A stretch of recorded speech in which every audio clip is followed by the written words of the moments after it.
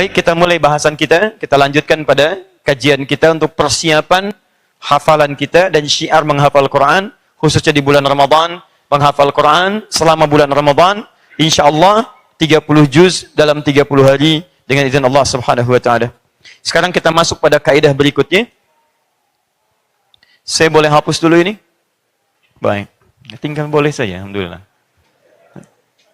Baik, teman-teman sekalian, kita lanjutkan dulu. Dalam pertemuan yang lalu, kita telah bahas bahwa kaidah dalam Al-Quran atau pesan-pesan dalam Al-Quran memberikan isyarat bagi orang-orang yang ingin cepat dibimbing oleh Allah untuk bisa menghafal Al-Quran dalam masa yang cukup singkat dalam bimbingan Allah Subhanahu wa taala. Maka Al-Quran memberikan beberapa tuntunan-tuntunan yang sebagian sudah kita pelajari bersama. Dan ingat betul pesan ini, bahwa semua turunan ini, semua ketentuan ini akan dialami oleh semua penghafal Al-Quran. Dan semakin kuat ia mengamalkan nilai-nilai ini, semakin cepat Quran akan hadir dalam dirinya. Baik, tentu nanti ada persoalan-persoalan lain, kita akan dapati itu. Tapi poin-poin ini umumnya akan dilalui oleh setiap penghafal Quran. Yang pertama sudah kita ambil, berniat dengan ikhlas, masih ingat? Yang kedua, serius dalam menjalani. Yang ketiga, sabar dalam proses hafalan. Yang keempat, yakin dalam proses kita menghafal. Yang kelima, belum kita bahas. Ya, hebat kalau Anda bisa jawab. Karena belum kita bahas, Anda sudah bisa jawab. Baik, sekarang kita akan hadirkan bagian yang kelima, adalah menghadirkan motivasi. Kalau ada waktu sambungannya, kita nanti teruskan dengan bahasan menjadikan prioritas. Tayyib. Saya turunkan dulu. Quran, kita tuliskan boleh, surah ke-35, Fatir. Ayat ke-32 sampai 33. Paling kiri sebelah atas. Turunan ini bisa kita turunkan di Quran surah ke-13 Ar-Ra'd ayat 23 sampai 24. Ini ada juga kaitannya dengan Quran surah ke-52 At-Tur ayat ke-21. Saya tutup ini.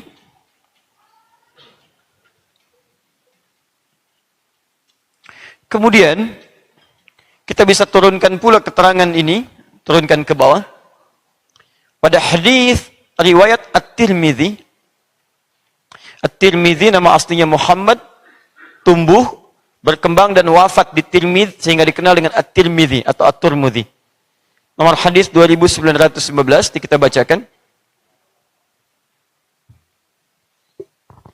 Juga nanti kita bisa dapati hadis riwayat Utsman bin Affan radhiyallahu taala anhu yang kita bacakan kemudian setelah kita terangkan beberapa turunan-turunan ini. Sekarang perhatikan betul. Ada kaidah yang ini berlaku dalam setiap amal soleh. Saya senantiasa ingatkan dalam beberapa pertemuan dan tolong pegang teguh kaidah ini. Ya. Jika Anda ingin mengerjakan amal soleh apapun dalam keseharian kita dengan rencana yang sudah kita buat, maka ada satu isyarat dalam Al-Quran. Setiap akan dikerjakan amal soleh, maka Anda keluarkan keutamaan dari amal soleh itu, agar mampu memotivasi kita bersemangat dalam mengerjakannya. Keutamaan dimaksud dalam bahasa Al-Quran, itu dikenal dengan wa'dun namanya. Wa'dun. Wa'u ain dal. Jika itu yang positif. Wa'dun. Jika positif. Jika terkait dengan maksiat, larangan mengerjakan maksiat, ancaman pada pelaku maksiat, maka kalimatnya berubah dari wa'dun jadi wa'idun. Itu yang negatif. Dalam konteks negatif, wa'idun. Perhatikan cara menggunakan dua kaidah ini. Fokus baik-baik. Yang pertama, ini keutamaan atau janji positif yang Allah kemudian berikan pada orang-orang yang bersegera mengerjakan satu kebaikan. Jadi kalau Anda misal terfikir untuk berbuat satu kebaikan, satu amalan, Untuk memotivasi kita semakin semangat menunaikan, keluarkan dulu keutamaannya. Kalau kaitan dengan hafalan Quran ini, sebelum Anda mulai menghafal misalnya, sebelum Anda proses untuk merencanakan hafalan, akan lebih baik kalau Anda keluarkan dulu keutamaan menghafal Al-Quran. Sama dengan Anda mau tahajud malam. Kalau Anda ingin kuat termotivasi, jangan langsung tahajud. Karena waktunya belum tiba. Ya. Nah, sebelum waktunya tiba, yang Anda harus lakukan adalah coba keluarkan dulu keutamaan tahajud. Bisa Anda turunkan Quran surah ke-17, ayat 79 sampai 80. Allah menjanjikan 4 hal bagi orang tahajud saat berada di dunianya. Janji pertama, Allah akan angkat karirnya di tempat yang terbaik. Wa minal laili fatahajjad bi nafilah, ya asa ayyab'atsaka rabbuka maqaman mahmudah. Janji yang kedua, Allah bimbing semua aktivitasnya sehingga jadi lebih mudah. Ya wa rabbi adkhilni mudkhalas sidqin. Janji yang ketiga, Allah bimbing setiap dia punya masalah supaya mendapatkan solusi terbaik mengatasi persoalannya. Wa akhrijni mukhrajas sidqin. Janji yang keempat, Allah akan lindungi dia ketika dalam aktivitas kehidupannya ada orang-orang yang ingin mencelakai atau menjahilinya. Ya waj'alni min ladunka sultanan nasira. 4 janji utama. Di akhirat, para pelaku tahajud yang rutin tahajud dijanjikan oleh Allah akan memasuki surga dan tempat surganya di taman surga. Anda tinggal di komplek dekat taman, enak kan keadaannya? Anda tinggal di surga, di taman surga, dekat dengan taman surganya. Bagaimana keindahannya? Maka para pelaku tahajud oleh Allah diberikan apresiasi luar biasa saat di akhirat nanti. Anda bisa lihat di Quran surah 51 dari ayat ke-16 sampai dengan ayat ke-17. Kalau Anda baca di ayat ke-15-nya, maka Anda akan dipuji dulu sebagai orang takwa. Innal muttaqina fi jannatin wa uyun. Ada orang takwa yang tinggalnya di taman surga. Akhidhina ma atahum rabbuhum innahum kanu qabla dzalika muhsinin. Mereka mendapatkan kenikmatan langsung dari Rabbnya. Saat di dunia, amalan mereka adalah amalan-amalan kebaikan. Apa di antaranya? Kanu qalila minal laili ma yahja'un. Mereka itu sedikit tidur di malam harinya, banyak menghidupkan dengan menunaikan nilai tahajudnya. Jadi di dunia dia dapatkan 4 kemuliaan, di akhirat paling minimal dia mendapatkan anugerah tinggal di taman surga. Dan hebatnya saat dalam hisab, orang-orang ini akan dipanggil-panggil oleh pintu amalannya. Jadi kalau Anda rajin puasa, pintunya Ar-Rayyan. Kalau Anda rajin tahajud, pintunya Babut Tahajud. Jadi begitu dihisab, pintu itu sudah memanggil-manggil Anda. Ya ahli tahajud, aina ahli tahajud, aina ahli tahajud. Seperti ahli puasa dipanggil, aina shaimun, aina shaimun, aina shaimun. Begitu masuk ke dalamnya, pintunya langsung ditutup. Jadi ketika Anda akan menunaikannya, tuliskan, akan lebih bagus, tuliskan semua catatan itu. Ini keutamaannya, ini keutamaannya, ini keutamaannya. Saya sangat punya keyakinan Anda cerdas, Anda pandai. Tapi kalau kita bisa menuliskan apa yang telah kita ketahui, itu akan menambah semangat kita lebih baik. Anda tempelkan di dinding tempat kita akan tidur. Anda miring ke kanan, lihat tulisan itu. Kalaupun Anda lupa karena pekerjaan tertentu, begitu mau tidur melihat tulisan itu, maka tulisan itu akan mengingatkan kembali pada kita untuk bangun di malam hari. Itu poinnya. Paham ya? Nah, sekarang kita bawa metode ini, kita terapkan kepada motivasi hafalan Al-Quran. Tapi sebelum saya cantumkan ini, saya ingin jelaskan dulu sejenak tentang yang ini, karena nanti ada kaitan dalam menghafal yang bisa menghilangkan hafalan Anda. Ketika Anda masuk pada hafalan, kemudian Anda sudah mendapatinya, sudah hafal Anda, baik misalnya 1 surah, 1 juz, 2 juz, akan ada setan hadir di sekitaran Anda untuk menghilangkan hafalan Anda.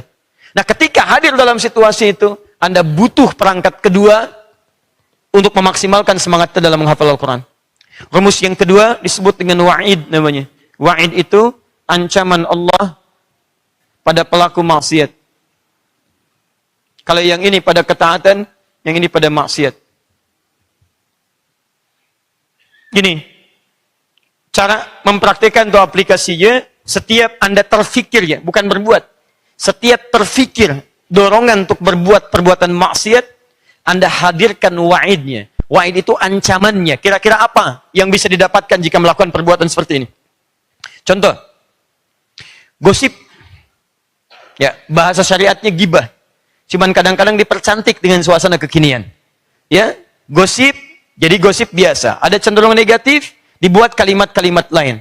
Ya, dengan berita-berita yang kadang-kadang dimunculkan. Kisah ini, kehidupan itu, cek ini, recek itu, dan sebagainya. Ya, jadi Anda hadirkan segala bentuk nama-nama. Saya sarankan pada Anda, sekali lagi saya tegaskan, kalau ada sesuatu yang tidak baik, jangan dipercantik kalimatnya. Karena semakin dibaguskan istilahnya, semakin terasa bahwa perbuatan itu kemudian berubah dari yang tadinya tidak baik seakan-akan jadi baik. Coba, maaf, kasar mana teman-teman kalimat begini? Maaf ya, maaf. Maling dengan koruptor. Kasar kalimat maling. Pencuri itu maling. Ketika dipercantik istilahnya koruptor, jadi keren kayaknya. Padahal antara yang ngambil ayam dengan yang ngambil uang banyak sama-sama maling juga. Bahkan yang ngambil uang lebih banyak tuh lebih parah dibandingkan dengan yang mencuri ayam.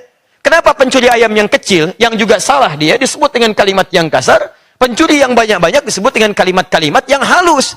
Sehingga dengan halus itu seakan-akan jadi biasa perbuatan itu. Padahal kalau ada orang koruptor misalnya, banyak dia mengambil harta orang banyak, pakaikan jaket warna apapun, tuliskan kemudian di dalamnya, maling. Tontonkan pada seluruh pemuka langit dan bumi. Begitu ditampilkan, mungkin jadi efek jerah yang luar biasa. Mungkin jadi masukan dalam acara kita malam ini. Ya, bisa jadi. Silahkan cek. Perbuatan yang lainnya, jangan diperhalus. Begitu diperhalus jadi masalah. Coba, ada perempuan jalan, maaf ibu ya, contoh, bukan ibu yang di sini. Perempuan jalan-jalan malam-malam, melakukan perbuatan yang tidak baik. Dulu istilahnya sangat tidak bagus. Dan diperhalus. Ketika diperhalus, bukan perempuannya, bahkan binatang dibawa-bawa. Kupu-kupu malam. Masya Allah. Mau kemana Pak malam-malam begini? Jadi kupu-kupu. Masya Allah. Kan? Jadi salah. Jadi seperti terlihat biasa aktivitasnya. Sama laki-laki juga begitu. Pria yang tadinya punya istilah buruk, diperhalus lagi, perhalus lagi. Pria hidung belang, pria begini, pria begitu. Masya Allah. Sudah kotor jadi belang lagi. Nah, lihat sini. Anda keluarkan ancamannya. Gosip.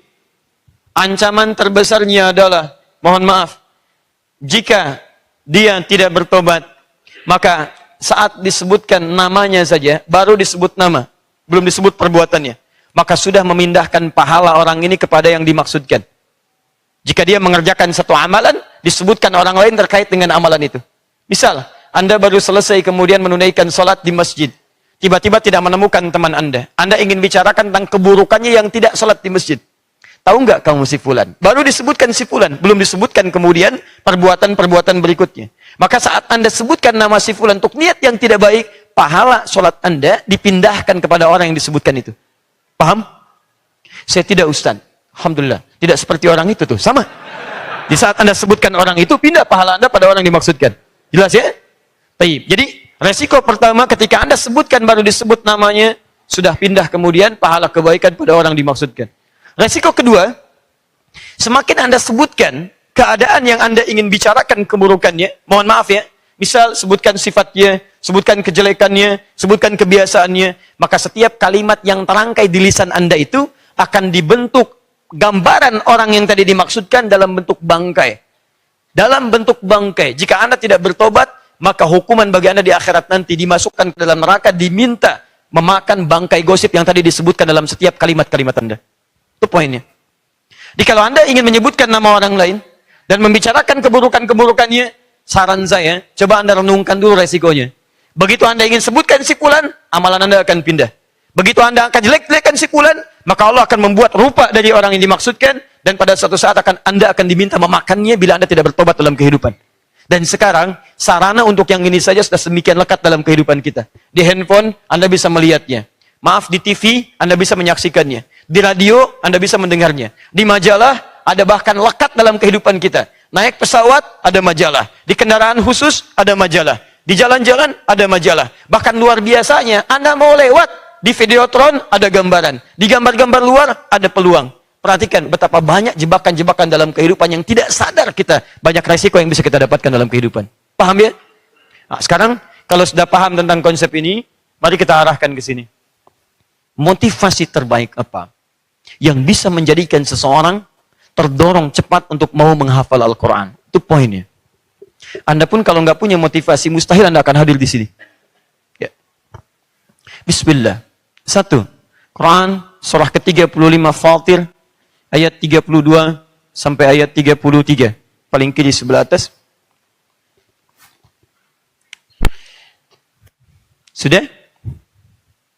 Saya langsung ke ayat 33-nya saja. 32-nya sudah pernah saya jelaskan. Ada 3 jenis penghafal Al-Quran. Faminhum zalimun li nafsi, wa minhum muqtasid. Kemudian yang terakhir, sabiqum bil khairat biiznillah. Ya, ada 3 jenis penghafal Quran. 1 zalim pada dirinya. Yang kedua, orang yang cukup dengan amalannya. Yang ketiga, itu yang kita contoh adalah orang penghafal Quran yang bisa mengamalkan isi Qurannya dalam kebaikan. Nah sekarang, saya langsung pada bagian terakhirnya. Lihat ayat 33-nya. Orang-orang yang mampu menghafal Quran dengan cara yang baik, mengamalkan isi Qurannya, maka langsung dijanjikan oleh Allah dengan satu tempat surga spesial dengan hiasan yang hadir di dalamnya. Jannatu adnin yadkhulunaha. Masya Allah. Satu, ada orang-orang yang kata Allah, dijanjikan oleh kami, Allah langsung janjikan akan masuk dia dalam surga yang spesial. Surga yang spesial. Pertama, urutan pertamanya surga Aden. Masya Allah. Ini poinnya. Di surganya khusus, spesial. Ini baru hafalan. Kalau hafalannya dipraktekkan lagi misalnya, maaf, dia praktekkan dalam sholatnya, sholat bertambah kehusyuannya, dia tambah dengan zakatnya, dia keluarkan perbuatan yang sia-sia, dia tinggalkan maksiat, dia jaga dirinya, naik lagi statusnya. Naik, Firdaus. Firdaus. Ya, lihat baik-baik, ulaika humul warithun alladzina yarithuna al-firdaus hum fiha khalidun. Quran surah ke-23 Al-Mu'minun. Ketika Allah menyebutkan para pewaris surga Firdaus, sebutkan amalan sebelumnya. Ya, lihat ayat keduanya. Alladzina hum fi salatihim khashi'un. Orang-orang ini salatnya khusyuk, meninggalkan maksiat, kata-kata yang lalai, kata-kata yang melalaikan dalam kehidupan, dia kerjakan zakat dan setiap turunan amalan-amalannya. Paling minimal, kata Quran, kami siapkan surga spesial namanya surga Aden. Yuhallawna fiha min asawir. Fokus. Tapi dia akan masuk surga ini bukan dalam penampilan biasa. Kami hiasi orang-orang ini, para penghafal Quran ini, dengan perhiasan yang membedakan dengan yang bukan penghafal Quran. Yuhallawna fiha min asawir. Pertama, Allah sampaikan ada kilatan emas-emas, gelang-gelang emas, pakaian-pakaian yang sangat mulia yang melekat pada tubuhnya. Singkatnya, para penghafal Quran minimal akan mendapatkan surga Aden dan masuk penuh dengan perhiasan yang istimewa. Jadi, kalau dalam bahasa singkatnya, Anda kalau melihat orang masuk ke surga ini di akhirat nanti insya Allah, mudah-mudahan kita, ya, begitu akan masuk sudah kelihatan, ini penghafal Quran. Karena tandanya beda dengan orang-orang yang lainnya. Pertama, fokus. Penghafal Quran mendapatkan surga khusus. Masuknya menggunakan perhiasan istimewa. Nanti saya terangkan bagaimana perhiasannya. 3. Ini 1, 2, 3. Ini yang indah. Dia berpeluang menarik orang tuanya, pasangannya, dan bahkan seluruh keluarga anak cucunya. Dia berpeluang menarik bapak ibunya, menarik pasangannya. Kalau laki-laki suami, dia tarik istrinya. Kalau kemudian dia istri, dia tarik suaminya. Dan bahkan dia bisa menarik seluruh keturunannya untuk masuk surga bersama-sama. Persoalannya, bagaimana dia bisa menarik semuanya itu? Seperti apa kemudian mereka bisa ikut di dalamnya? Dan apa posisi penghafal Quran itu ketika dikumpulkan bersama keluarganya di surga? Nanti kita akan bahas pada poin yang ketiga ini setelah menunaikan sholat Isya berjamaah. Kita akan coba lanjutkan dalam bahasan kita bahwa amalan selanjutnya, pesan kelima yang diisyaratkan dalam Al-Quran bagi para penghafal Quran setelah dia berniat ikhlas karena Allah, serius dalam mewujudkan cita-citanya untuk menghafal Quran, sabar dalam menjalaninya, kemudian dia berusaha menghadirkan keyakinan penuh untuk bisa menghafalnya, maka yang selanjutnya agar bertambah kekuatan dalam hafalannya dan semangat dalam menjalaninya, maka Al-Quran memberikan gambaran dan isyarat agar menghadirkan motivasi terbaik dalam rangka menghafal Al-Quran yang dijalani itu. Di antara cara menghadirkan motivasi terbaik, pertama, keluarkan janji Allah yang hanya diberikan pada penghafal Quran. Jadi kalau Anda sholat sekhusyuk apapun, Anda puasa sebanyak apapun dengan yang sunnahnya, Anda bangun semalam apapun dalam tahajudnya, tapi Anda tidak mengerjakan amalan ini, maka Anda tidak akan mendapatkan janji ini. Ada satu janji yang hanya Allah berikan pada penghafal Quran saja. Apa itu? Paling minimal, dia akan disediakan surga spesial, surganya surga Aden. Masuknya menggunakan perhiasan yang istimewa, nanti saya rinci dalam keterangan hadis Nabi, pada bagian yang sudah tadi kita tuliskan dan sebutkan. Kemudian yang ketiga, saat ia masuk ke dalam surga dengan pakaian istimewa itu, dia berpeluang bahkan mengajak atau bahkan merangkul, ini bahasa yang paling bisa dipahami. Merangkul, mengajak dengan kuat ayah ibunya, kedua orang tua. Nanti kita lihat syaratnya. Kemudian bahkan pasangan di hidupnya. Kalau dia menikah, laki-laki ngajak istrinya, istri bisa ngajak suaminya. Kemudian keturunan dia. Ya. Keturunannya, dia punya anak, anak punya anak lagi sampai kehidupan berakhir. Ya. Dia mengajak seluruh keturunannya. Dari mana mendapatkan keterangan ini? Perhatikan, saat ia akan masuk jannatu adn yadkhulunaha. Di Quran surah 35 ayat 33. Maka saat akan masuk itu ternyata tidak sendirian. Dijelaskan kembali di Quran surah ke-13 Ar-Ra'd ayat 23 sampai 24. Dan kalimat pembuka di ayat ke-23-nya itu sama persis dengan Quran surah ke-35 ayat 33. Jadi kalau Anda bandingkan pembuka ayatnya, ayat 33 di surah 35 itu pembuka ayatnya sama persis dengan Quran surah ke-13 ayat ke-23. Di sana jannatu adn yadkhulunaha, di sini jannatu adn yadkhulunaha. Silakan cek. Anda bisa bandingkan. Tapi yang paling menarik adalah di sini itu dirinci bagaimana cara dia masuk. Di sini dijanjikan akan masuk, di sini dirinci bagaimana cara dia masuk. Jannatu adn yadkhulunaha wa man salaha min abaihim. Satu. Wa azwajihim. Dua. Wa dzurriyyatihim. Tiga. Dan para penghafal Quran ini yang berpeluang masuk ke dalam surga Aden, ketika dia akan masuk, dia berpeluang man salaha min abwaihim, min abaihim. Dia bisa mengajak orang-orang soleh dari kalangan kedua orang tuanya. Jadi maksudnya, kalau kedua orang tuanya beriman, kemudian dia beramal soleh, walaupun dia tidak hafal Quran, tapi dia bisa beramal soleh, dia bisa menepikan amal salah, dia berbuat taat, dia meninggalkan maksiat, maka dia bisa dirangkul oleh anaknya yang penghafal Quran untuk dibimbing masuk ke dalam surga yang spesial itu. Anda bayangkan, anaknya hafal, bapaknya tidak hafal. Anaknya hafal, ibunya belum hafal. Tapi karena hafalan anaknya ini, kedua orang tuanya diberikan oleh Allah anugerah luar biasa. Apa itu? Ditarik oleh kedua anaknya, masuk ke dalam surga, langsung dipimpin oleh anak tercintanya. Anak yang dikandung oleh ibunya dalam rahimnya. Anak yang diberikan air susu ibunya. Anak yang dengan peluh keringatnya dibahas oleh ayahnya. Diberikan fasilitas oleh bapaknya. Dan hasilnya dituai ketika menghadap Allah subhanahu wa ta'ala. Ini poinnya. Teman-teman. Wa azwajihim. Pasangannya. Suami hafal Quran, istri belum. Dua-duanya kemudian selesai meninggal dunia. Begitu dibangkitkan, istri beramal saleh, meninggalkan amal salah. Istri beramal taat, meninggalkan maksiat. Dan dia belum hafal Quran, tapi suaminya hafal Quran. Maka suami bisa mengajak istrinya. Ayo bawa istrinya, bawa ayahnya, bawa ibunya. Dan yang hebat, wa dzurriyyatihim. Juga keturunannya sampai yang terakhir. Jadi ada aulad, ada dzurriyyah, itu beda. Kalau aulad, anak langsung. Quran surah kedua ayat 233. Paling kanan sebelah bawah. Wal walidatu yurdi'na auladahunna. Ibu yang baru melahirkan, maka dia memberikan ASI kepada anak-anaknya. Anak yang baru dilahirkannya. Di anak langsung itu disebut dengan aulad. Jamak dari kata walad. Tapi kalau dzurriyyah, itu artinya seluruh keturunan. Sampai dia berakhir. Keturunan-keturunan Nabi sampai dengan sekarang disebut dengan dzurriyyatun Nabi SAW. Ada fulan, ada fulan, ada fulan. Sampai kehidupan berakhir. Namanya dzurriyyah namanya. Dzal, ra, iya, tamarbutah. Dzurriyyah. Masya Allah.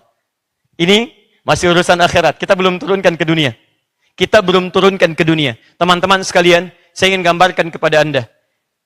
Orang yang, maaf ya, diberikan kesempatan saja, memasuki satu istana di dunia, bukan dalam urusan akhirat. Dia sangat bangga membawa ibunya. Bangga membawa bapaknya. Anda bekerja sampai dapat kesuksesan. Punya rumah sendiri. Rumahnya bagus. Merek-mereknya bagus, perangkatnya bagus, keadaan istimewa, kendaraan bagus. Bukankah ketika Anda membawa orang tua Anda begitu bangga? Lihat nih, ada ini, ada ini, ada ini. Siapa yang lihat? Cuma tetangga Anda. Satu saat nanti, Anda akan menampilkan kebanggaan luar biasa. Saat Anda menggandeng ayah Anda, menggandeng ibu Anda, menggandeng istri Anda, menggandeng suami Anda, menggandeng seluruh keturunan Anda. Dan Anda perkenalkan, ini hasil kerja keras kita saat ada di dunia. Silahkan nikmati. hal-hal yang tidak pernah dilihat sebelumnya, tidak pernah didengar kisahnya, tidak pernah terdengar segalanya, dan tidak pernah terbayang dalam ingatan kita. Begitu dilihat, Allahu Akbar. Dan yang hebat, Allah langsung perlihatkan peristiwa itu pada seluruh penduduk langit dan bumi pada saat itu. Dan ini hanya diberikan pada para keluarga penghafal Quran, tidak pada yang lainnya. Saya mau rinci dengan hadis Nabi Sallallahu Alaihi Wasallam. Perhatikan cara masuknya. Alhamdulillah. Hidikumullah. Fokus baik-baik. Teman-teman sekalian, penghafal Quran dalam suasana hisab yang telah tuntas kemudian berlangsung pada dirinya, pada orang-orang sekitarannya dan seterusnya, dan muncul kemudian ketetapan Allah untuk menetapkan hamba-hamba tertentu masuk ke dalam surga, maka perhatikan bagaimana seorang penghafal Quran memasuki surganya. Difirmankan kemudian waqra waqar. Baca bacaan Quran yang biasa engkau bacakan saat di dunia, dan dengan bacaan itu silahkan kau naiki tingkatan-tingkatan surga. Di cara memasuki surga yang dimaksudkan itu insya Allah, yaitu dengan cara membacakan bacaan-bacaan Quran yang biasa dibacakan di dunia. Jadi setiap dibacakan, naik lagi. Setiap banyak hafalan, naik lagi. Naik lagi, naik lagi. Ada sebagian yang menyampaikan pada saat itu, ada orang-orang yang merasakan penyesalan. Masya Allah, masuk surga, menyesal, Anda bayangkan. Kalau masuk neraka menyesal, kita biarin aja. Jadi masuk surga, ada penyesalan. Kenapa? Karena setiap bacaan Quran yang dibacakan, semakin bertambah banyak, semakin naik tingkatan surganya. Anda bisa bayangkan, begitu dibacakan bacaan baru masuk pintu surga saja, kata Nabi kenikmatannya mala ainun ra'at, gak pernah dilihat di bumi. Wala udhunun sami'at, tidak pernah terdengar kisahnya.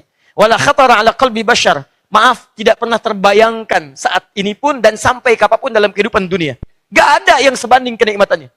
Bahkan dilukiskan dalam satu riwayat yang sahih, ada orang kemudian berbuat maksiat, dia beriman tapi banyak maksiatnya, lebih banyak daripada amal taatnya. Masuk ke dalam neraka, begitu dimasukkan ke surga, lupa dia dengan semua hal yang dia dapatkan di nerakanya.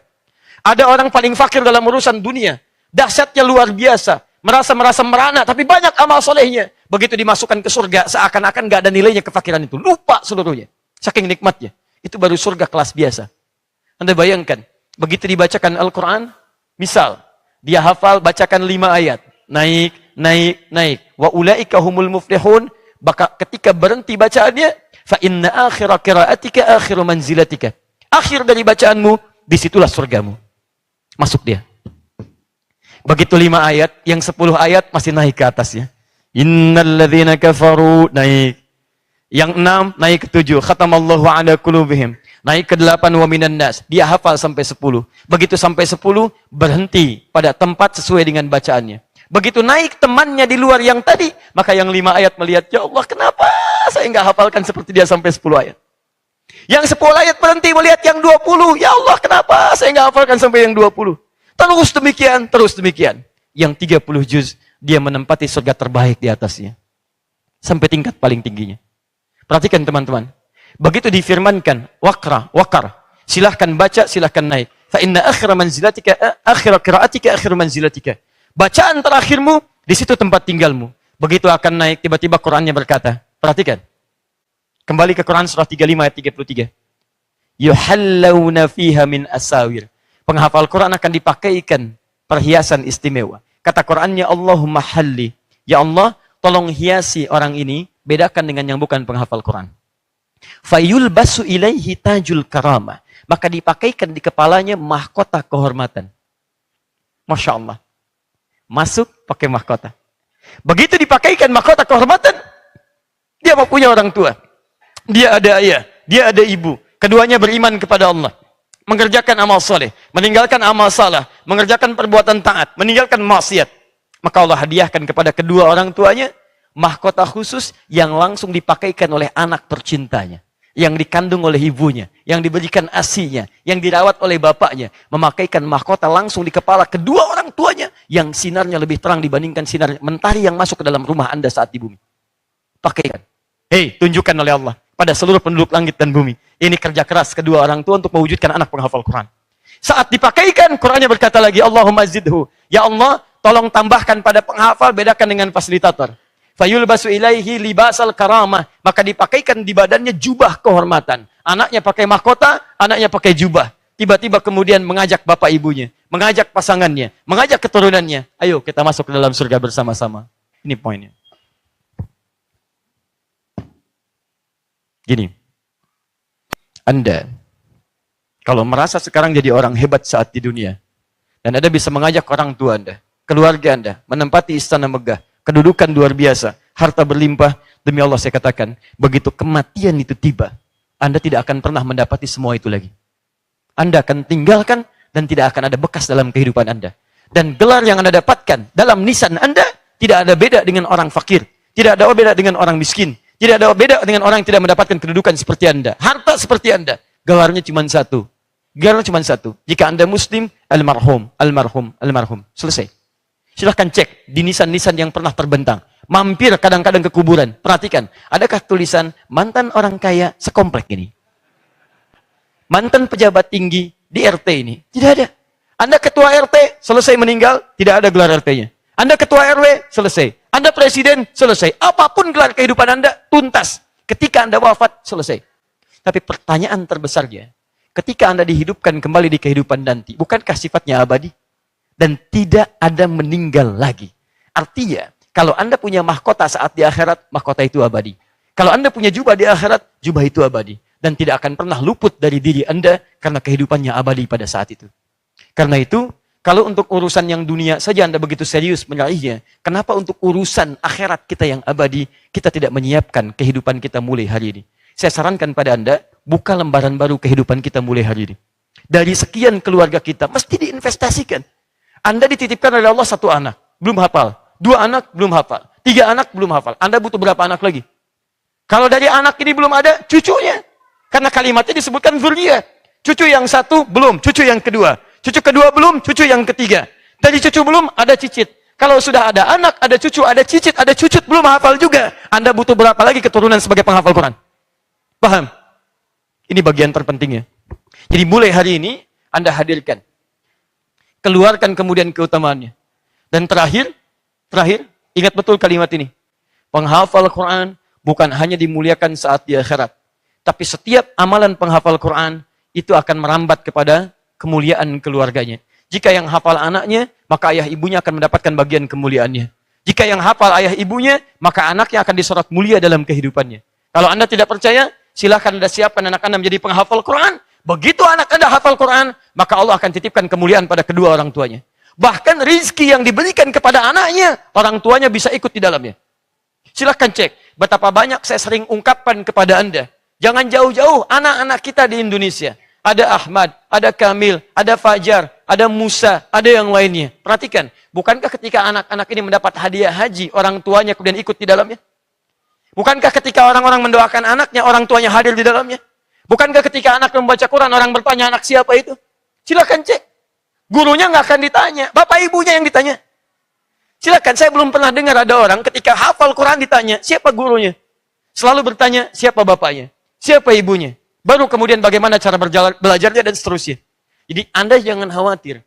Jika orang hafal urusan dunia saja, begitu mendapatkan fasilitas dunia. Maka bagaimana dengan orang yang hafal firman Allah? Orang hafal undang-undang, dihormati di tempat dia hidup. Orang hafal ayat-ayat Allah, Allah memuliakan ia dalam seluruh atap kehidupannya. Itu poinnya. Kalau Anda tidak percaya, silahkan Anda coba. Anda mulai menghafal Quran, Anda pelan-pelan lakukan, kemudian ikuti tahapan-tahapan isyarat dalam Al-Quran sebagai petunjuk kehidupan. Begitu Anda meraihnya, hal pertama yang Anda akan dapatkan, ada kegembiraan luar biasa. Demi Allah saya katakan, ketika Anda sampai pada surat An-Nas, Anda tidak akan mampu berucap pada saat itu. Hanya air mata Anda yang akan mengalir. Qul a'udzu birabbin nas, malikin nas. Pada kalimat terakhir, seakan-akan Anda tidak bisa berucap. Karena ada satu kenikmatan besar seakan-akan turun dari langit menghunjam pada jiwa Anda. Anda nggak percaya? Silahkan mulai hafalkan. Begitu tiba pada ujungnya, Anda akan dapatkan satu kenikmatan luar biasa. Dan itu lebih daripada Anda yang hasilkan. Daripada apapun yang Anda hasilkan dalam kehidupan dunia Anda. Silahkan Anda beli rumah sebanyak-banyaknya. Beli komplek, beli istana, beli macam-macam. Tapi tidak bisa menggantikan kenikmatan saat Anda menghatamkan Al-Quran dalam hafalannya. Silahkan kalau tidak percaya, rasakan bedanya. Bedakan rasanya, dan pasti akan terasa bedanya. Baik. Mulai hari ini, bagaimana cara menerapkan ini kita bawa ke tempat kediaman kita. Perhatikan baik-baik. Saya belum selesai, satu lagi. Lihat ya. Perhatikan baik-baik. Saya naik lagi ke urusan akhirat. Tadi masih ingat? Orang ini masuk surga, diajak bapaknya, diajak ibunya, diajak kemudian pasangan hidupnya, diajak kemudian anak keturunannya. Fokus baik-baik. Bagaimana cara masuknya? Perhatikan ini. Ini apa? Spidol. Ini apa? Mic. Jarak mic dengan spidol, ada jaraknya tidak? Ada ya? Ini keadaan yang berjarak. Sekarang kedua, ada jarak nggak? Nempel ya? Nah, sesuatu yang menempel seperti ini, atau diikutkan, lihat. Ini nempel di samping, nempel di belakang. Ini diikutkan yang ke depan. Maka dalam bahasa Arab disebut dengan mulhaq namanya. Mulhaqun. Nempel yang diikutkan, mulhaq. Baik. Teman-teman kalau ada surat, kemudian ada lampiran ya. Lampiran kan diikutkan pada suratnya, nempel kan? Gak mungkin kemudian ada surat, lampirannya nyusul besok. Ya. Belum pernah saya dengar ada kiriman. Lampiran, suratnya dimasukkan. Lampirannya mana? Keterangan di atasnya. Lampiran nyusul besok. Tidak ada. Lampiran pasti nempel dengan suratnya. Footnote, tahu footnote?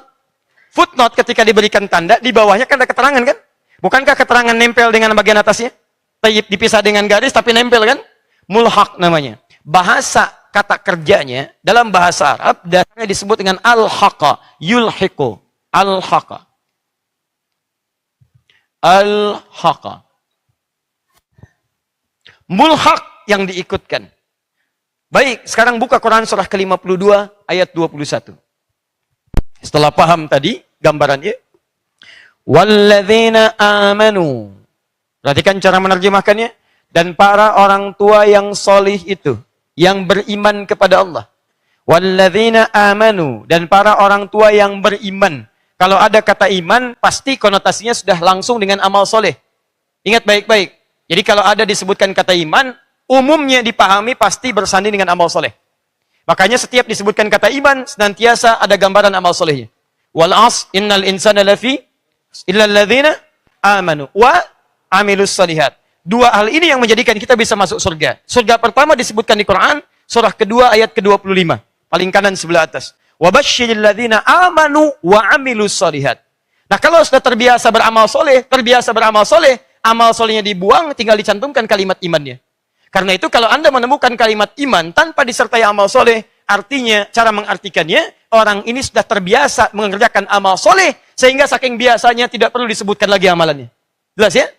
Baik. Walladzina amanu. Dan para orang tua yang terbiasa mengerjakan amal soleh itu. Saya ulang. Walladzina amanu. Dan para orang tua beriman yang terbiasa mengerjakan amal soleh itu. Wattaba'athum dzurriyyatuhum biimanin. Dzurriyyah. Lalu diikuti oleh anak cucu keturunannya. Mengerjakan amalan-amalan tadi.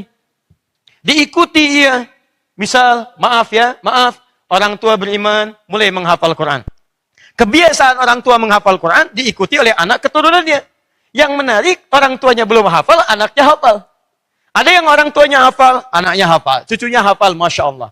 Ada yang orang tua belum hafal, anaknya hafal. Ada yang anak belum hafal, orang tua hafal. Yang paling menarik, ketika amalan ini diikuti oleh anak-anaknya, al-haqna. Lihat. Perhatikan kata yang digunakan. Al-haqna. Saya pernah terangkan di pertemuan lalu, setiap ada kata na yang mengacu kepada Allah, itu singkatan dari nahnu. Nahnu jangan diartikan kami bermakna plural banyak jika menunjuk kepada Allah. Tapi dalam rumus balaghah, ilmu sastra bahasa Arab, ketika ada kata ganti ditujukan kepada Allah, menggunakan bentuk jama', nahnu disingkat dengan na, itu li ta'zimin nafsi. Untuk menunjuk satu peristiwa yang sangat istimewa, yang tidak dibagikan kepada setiap hamba. Istimewa. Makanya ketika muncul malam Al-Qadar, Lailatul Qadar, kalimatnya menggunakan na. Inna anzalnahu fi Lailatul Qadar. Kenapa? Karena Lailatul Qadar peristiwa agung, sangat istimewa, dan tidak setiap hamba bisa mendapatkannya, kecuali yang serius untuk meraihnya. Makanya setiap Anda menemukan kalimat na di Quran, pasti di situ ada keistimewaan. Dan saya sarankan, jadilah Anda pemburu keistimewaan itu. Karena itu tidak akan diberikan pada semua hamba. Apakah setiap yang puasa mendapatkan Lailatul Qadar? Belum tentu. Kecuali orang yang memburu untuk mendapatkannya. Apakah setiap orang masuk surga bisa mengajak kedua orang tua dan kerabatnya? Belum tentu. Kecuali orang yang memburu itu semua saat dia berada di dunianya. Paham? Kembalikan ke sini. Kata Allah, al-haqna. Maka kami siapkan satu hal yang istimewa, kami akan tempelkan. Kami akan satukan satu keluarga besar ini masuk surga bersama-sama. Cara masuknya begini. Misal anak yang hafal Quran, ini orang tuanya, ini kemudian pasangannya, kesini kemudian ada anaknya, ada cucunya, masuk surga nempel begini. Masya Allah. Satu di belakang, satu di belakang, satu di belakang. Tiba-tiba bergandengan masuk ke dalam surga. Dia katakan pada yang belum masuk, Assalamualaikum, kami duluan ya. Allahu Akbar. Belum selesai. Penghafal Quran khusus akan melewati semua pintu surga. Semua pintu surga. Ahli puasa, ria. Ahli tahajud, bau tahajud. Ahli sedekah, pintu sedekah. Tapi penghafal Quran. Perhatikan kalimat Qurannya. Ayat ke-24 yang Anda baca dari surah ke-13 Ar-Ra'd.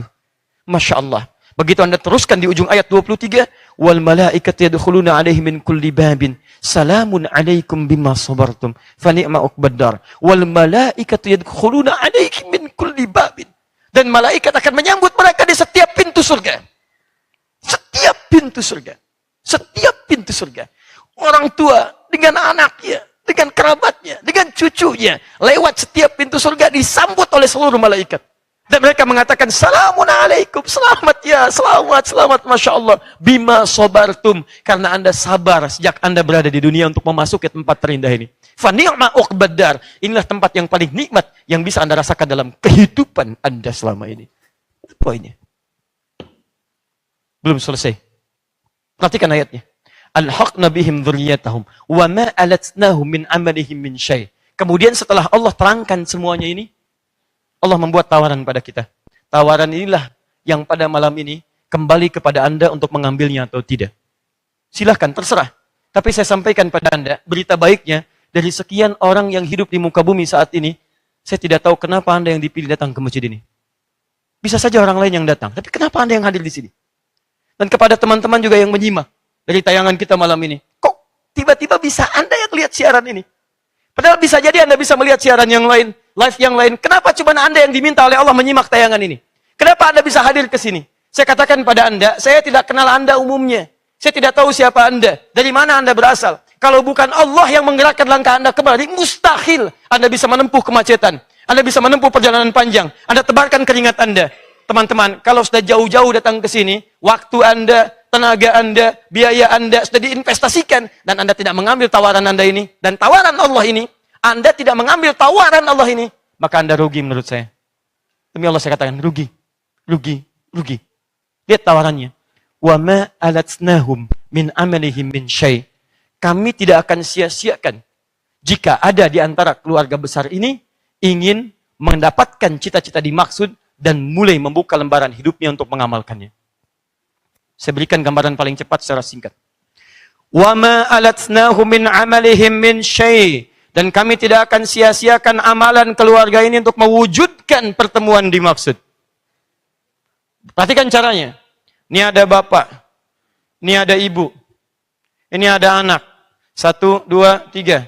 Ini ada cucu. 1, 2. Ini ada cucu. 1, 2. Masya Allah. Fokus baik-baik ya. Fokus.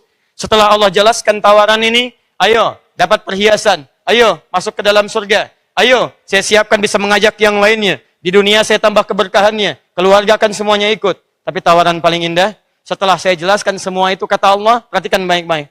Saya berikan kesempatan siapa yang mau ngambil tawaran ini. Jika ada di antara kita mengambil tawaran ini, perhatikan jawaban Qurannya. Kami tidak akan sia-siakan kesungguhan mereka untuk meraih apa yang tadi diharapkan. Tapi yang hebat, lihat kalimat Qurannya. Wa ma alatsnahum min amalihim min syai'. Alatsnahum, alatsna plus hum. Hum nunjuk kepada jama'. Artinya apa? Dan jamanya jama' terkait berkelindan. Jadi kalau satu mengerjakan berdampak pada yang lainnya. Misal, lihat sini, lihat fokus baik-baik. Bapak belum hafal Quran. Ibu belum menghafal Quran. Tapi dua-duanya sadar, kemampuan untuk menghafal Qurannya barangkali tidak secepat anaknya yang dalam fase tumbuhnya memiliki kecepatan dan ingatan yang luar biasa. Ini tetap menghafal, ini berusaha menghafal, ini berusaha menghafal. Tapi ibu melihat peluang anak saya mungkin lebih cepat dibandingkan dengan saya. Pikiran belum banyak, sekolah masih ditempuh. Maka mohon maaf, dia sekolahkan misalnya di antara anaknya untuk masuk ke dalam sekolah penghafal Quran. Masuklah yang pertama ini yang belum menikah. Yang belum punya anak, yang belum punya cucu. Ini cucu baru lahir, gak mungkin sekolah. Yang ini baru mendapatkan ASI, gak mungkin juga sekolah. Yang ini setara dengan yang ini. Maka dia investasikan yang ini misal. Begitu ini diinvestasikan, dimasukkan ke dalam sekolah. Di sana ada penghafal Quran. Di sana ada pengajar Quran. Di sana mulai menghafal Quran. Saat dimasukkan itu, maka anak ini mendapatkan pahalanya. Dan seketika orang tua pun mendapatkan bagian dari pahalanya. Dicatat langsung dalam tulisan yang bisa kita lihat nanti. Amalan ini seketika dimasukkan pada amalan yang bisa memasukkan keluarga ke dalam surga. Dua, kasus kedua. Ayah meninggal. Bahkan ibu tidak ada. Anda hadir mendengar tayangan ini. Anda melihat kemudian keterangan yang dimaksudkan. Perhatikan, amal ini bisa berdampak pada satu dengan yang lainnya. Maka Anda putuskan mulai hari ini saya pengen jadi penghafal Quran. Maka ketika Anda mulai kemudian menghafal Quran, maka setiap hafalan yang Anda kemudian niatkan, yang Anda kemudian bacakan, satu saat jika Bapak Ibu Anda beriman, ayah Anda beriman, ibu Anda beriman, maka amalan Anda pun akan berdampak pada kedua orang tua Anda. Itu tawaran dari Allah. Silahkan mau Anda mulai saat ini, mau Anda mulai besok, yang penting Anda harus membuka lembaran baru dalam kehidupan Anda. Toh Anda menghafal, Anda tidak menghafal, sama-sama tinggal di dunia juga. Rizki Anda tidak berubah, keberkahan yang berubah. Teman Anda tidak berubah, silakan cek apa ruginya. Daripada Anda pakai hafalkan Al-Quran, majalah, lihat tayangan ini lagi, lihat televisi itu lagi, hobinya ini lagi, hobi itu lagi. Kalau hal yang tidak banyak manfaatnya, kenapa Anda tidak langsung pindah kepada yang menimbulkan manfaat lebih banyak dari sebelumnya? Apa ruginya? Kemarin ngobrol, sekarang isi dengan hafalan Quran. Kemarin cuma jalan, sekarang isi dengan hafalan Quran. Itu tidak ada ruginya. Dan hebatnya, begitu ini mulai, maka ini akan mendapatkan bagiannya. Tapi belum selesai ayatnya. Kullum ri'im bima kasabarahin. Kata Allah, saya nggak paksa. Anda mau mengambil tawaran silakan. Tidak juga silakan. Tapi setiap pilihan akan tergadai dengan resikonya. Anda tidak memulai itu, maka silahkan nikmati saat Anda pulang di akhirat nanti. Akan ada peristiwa, maaf, ayah berpisah dengan anaknya. Seperti Nabi Nuh alaihissalam akan mengalaminya. Maaf, ibu berpisah kemudian dengan anak yang baru dilahirkannya. Bahkan kemudian mohon maaf, suami berpisah dengan istrinya. Istri berpisah dengan suaminya. Ayah berpisah dengan ibunya. Demikian seterusnya. Kenapa Anda tidak punya cita-cita? Allah hadirkan semua peristiwa di masa lalu dalam Al-Quran supaya jadi pelajaran. Bukan jadi kisah yang kita dongengkan. Dulu ada orang berpisah, suami dengan istri, anak dengan ayah. Itu kisah supaya kita punya planning. Besok keluarga kita jangan terpisah lagi. Itu poinnya. Dimulai hari ini, Anda buka lembaran baru Anda. Tuliskan sebagai cita-cita kehidupan Anda. Buat rencananya. Mulai saat ini, Anda keluarkan semua tulisan-tulisan ini, tuliskan di satu tempat, tempelkan di dinding rumah Anda. Mulai dengan bahasa, kami akan jadi keluarga penghafal Al-Quran. Turunkan ini. Tanamkan pada anak Anda mulai dia kecil. Nah, cari mahkota ya, berikan mahkota pada mama ya, berikan mahkota pada ayah ya, Anda jadi penghafal Quran ya, tanamkan, bisikkan di telinganya, sebelum dia tidur, sampaikan, bacakan ayat Qurannya, buka speaker aktifnya, tanamkan, bacakan. Setiap terngiang di kepalanya akan ada sesuatu terjadi di masa yang akan datang. Duhai teman-teman yang bekerja dimanapun Anda, ayo, tanamkan, buka lagi. Di mobil Anda, pasangkan, saya jadi penghafal Quran. Bismillah. Di handphone Anda, tuliskan bagian belakangnya. Insya Allah, jadi penghafal Quran. Buat memori, buat alarm, buat beberapa tempat. Dan kalau bisa, selalu bikin pengingat. Setiap tempat yang sering Anda kunjungi, tuliskan. Insya Allah jadi penghafal Quran. Ingin memberikan mahkota untuk kedua orang tua. Ingin memberikan yang bahagia untuk ayah saya. Untuk ibu saya. Itu yang terbaik. Dan satu saat, Anda akan merasakan perbedaannya insya Allah. Catat kalimat ini ya. Catat kalimat ini. Allah tidak akan pernah meninggalkan penghafal Quran. Di begitu Anda mendapatinya, maka Allah akan menjaga Anda dalam kehidupan Anda sampai kembali kepadanya insya Allah. Ini barangkali bagian yang coba kita terangkan dulu untuk kesempatan malam ini. Kalau Anda punya motivasi kuat untuk menghafalkannya, insya Allah teman-teman sekalian, itu akan menjadikan Anda lebih mudah untuk menghafalkannya. Terakhir, pada bagian ini, kalau Anda ingin punya motivasi lebih cepat lagi, ada satu lagi amalan yang bisa Anda kerjakan. Salah satunya adalah, niatkan sebagai bakti Anda kepada ayah dan ibu Anda. Dan itu luar biasa. Saya ulang ya. Niatkan salah satunya hafalan Quran Anda. ikhlas karena Allah Subhanahu wa taala. Dan di antara keikhlasan bentuknya itu adalah niatkan sesuai dengan isyarat di ayat tadi. Mulailah Anda jika Anda seorang anak, mulailah menghafal Quran, salah satu untuk memberikan kebahagiaan kepada kedua orang tua Anda. Saya barangkali tidak akan mengulang kisah ini, karena biasanya kalau saya bacakan, saya berhenti untuk meneruskan kajian. Tapi Anda bisa lihat di tayangan-tayangan yang lain, bagaimana kemudian kita mempraktekkan isyarat tadi, saat kemudian kita isyaratkan itu, dan punya keinginan kuat untuk berbakti pada kedua orang tua, tiba-tiba ayat-ayat Al-Quran itu datang lebih cepat, dan bahkan tak mampu kita bendung dari apa yang kita ingin kemudian bendung itu. Insya Allah Allah akan berikan kemuliaannya. Paham sampai sini? Baik, siap menghafal insya Allah? Siap jadi ahli Quran insya Allah? Baik. Insya Allah, saya bersaksi di hadapan Allah, bahwa pada malam hari ini, teman-teman insya Allah akan jadi penghafal Quran. Tapi itu pilihan bagi Anda. Dan saya berharap, saya tidak hanya, dan kita semua tidak hanya menggandeng keluarga. Saya bermohon pada Allah, kalau malam ini kita berjumpa di sini, mudah-mudahan di akhirat kita masuk surga sama-sama insya Allah. Baik. Allahumma shalli ala Muhammad.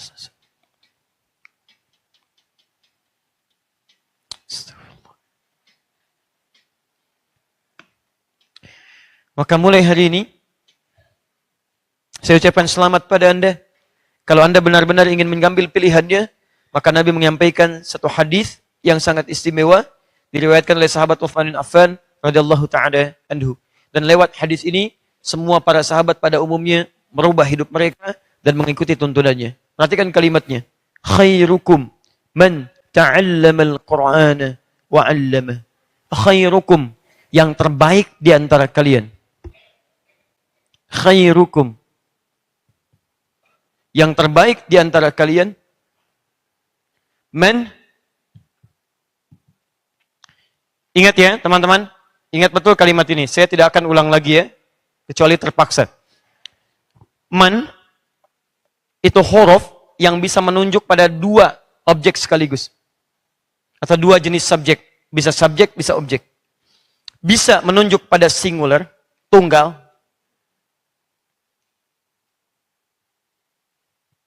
bisa menunjuk pada jama'. Ini, plural. Dalam bahasa Inggris seperti somebody, anybody. Bisa menunjuk pada tunggal, bisa jama'. Anybody wants pakai S untuk menunjuk pada tunggal. Anybody wants to leave this ta'lim, they can, they-nya jama'. Ya, jadi wants menunjuk pada singular, they menunjuk pada jama'. Anybody wants to leave this ta'lim, they can. Dia bisa setara dalam bahasa Arab dengan man petunjuknya. Jadi kalau Anda menemukan kalimat man dalam Al-Quran atau hadis, itu pesannya bisa ditujukan pada setiap orang atau setiap komunitas tertentu. Perhatikan, khairukum, yang terbaik di antara kalian. Man, menggunakan man. Artinya tawaran ini berlaku untuk personal atau berlaku untuk komunal. Jadi kalau Anda secara personal ingin jadi orang terbaik menurut Nabi, kerjakan keterangan ini. Tapi kalau Anda tidak ingin baik sendirian, saya pengen istri saya baik, saya pengen anak saya baik, saya pengen ibu bapak saya baik, sekeluarga baik, maka Anda mengambil tawaran yang kedua secara jamaah. Paham? Bagaimana cara menjadikan semua baik? Ta'allamal Qur'ana wa 'allamah. Ta'allamal Qur'ana. Yang terbaik di antara kalian adalah orang yang mau belajar Al-Quran, kemudian dia mengamalkan apa yang ia telah pelajari itu. Dan pelajaran Quran terbaik adalah diantaranya dengan cara menghafalkannya. Karena ketika Anda menghafal Quran, peluang mengamalkannya lebih banyak dibandingkan dengan sekedar orang yang membahas satu persatu di antara ayatnya. Bukankah dalam salat Anda amalkan Quran Anda? Apa yang Anda baca dalam salat Anda? Quran. Orang yang banyak hafalannya, semakin banyak dibaca ayatnya. Silakan Anda hafal Qul Huwallah, Anda bacakan Qul Huwallah. Anda hafal An-Nas, Anda bacakan An-Nas. Tapi kalau Anda hafal Al-Baqarah, bukankah semakin banyak ayatnya? Semakin banyak hurufnya. Bukankah semakin banyak ayat, semakin banyak pahalanya? Semakin banyak huruf, semakin banyak pahalanya. Maka dari itu kami tawarkan teman-teman, ambil tawaran Nabi ini. Khairukum, jadilah orang yang terbaik dalam kehidupan. Kalau sudah mendapatkan kata khair menunjuk pada kebaikannya, maka khair bukan hanya menunjuk kepada nilai kebaikan, tapi juga menunjuk pada sifat. Ini yang ingin saya tutup. Sifat. Jadi kalau ada kata khair, ini bukan hanya menunjuk pada kebaikan dalam arti nilai, tapi juga menunjuk kebaikan dalam arti sifat. Ini poinnya. Jujur itu sifat. Sabar itu sifat. Tawadhu, rendah hati itu sifat. Jadi maksudnya begini, kalau Anda menghafal Qur'annya benar, maka hafalan itu akan berdampak pada perubahan sifat-sifat mulia Anda. Dari yang kurang baik akan berubah jadi baik. Jadi saya sarankan kepada Anda untuk mengoreksi diri, duhai para penghafal Quran. Kalau ada yang hadir malam ini sudah mulai menghafal, coba cek. Ada perubahan nggak setelah Anda menghafal? Sebab pasti ini tidak mungkin keliru. Mustahil. Pasti orang yang menghafal Quran benar akan merubah keadaan hidupnya. Minimal sifat-sifat baik akan muncul pada dirinya. Yang jelek akan ditinggalkan. Perhatikan kalimat ini ya. Anda mengandung perempuan, mengandung bayi dalam kebaikan. Janin sudah berkembang, berproses. Maka dia akan menjaga yang tidak baik supaya tidak masuk dalam perutnya. Makanan tidak baik, hindari. Yang tidak baik lagi, hindari.